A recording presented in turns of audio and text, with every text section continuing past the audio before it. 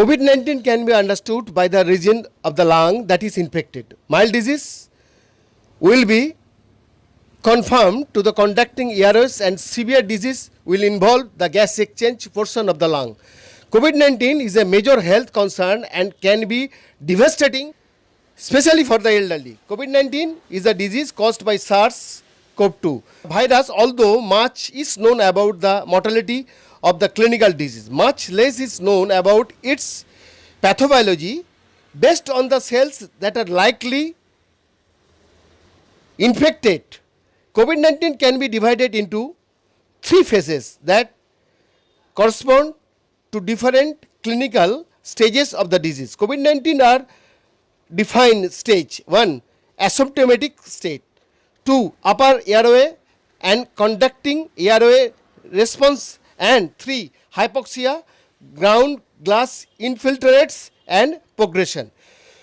There are significant knowledge gaps in the pathogenesis of COVID-19 that will be filed in over the next few months. We based the comments on the assumption that virus entry by SARS-CoV-2 will be the same as SARS-CoV-2. We await detailed studies on infection and the innate immune response of differentiated primary human lung cells.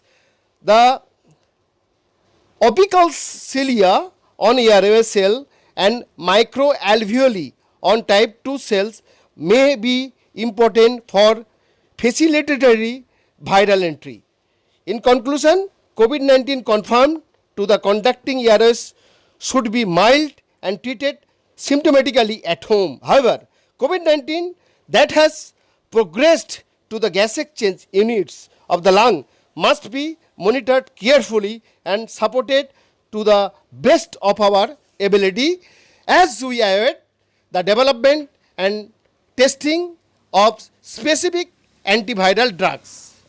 Now it is very shortly comes into light that 30,000 years ago, Neanderthal and primitive modern Homo sapiens lived unitedly and for the same cross-gene barrier. Nowadays, all Europeans, and in present pandemic situation, novel coronavirus SARS-CoV-2, which called after March 11, 2020 COVID-19, attacked more Europeans than others, proved a lung disorder disease. Gist is lung cilia cells protein inactive during COVID-19 virus attack.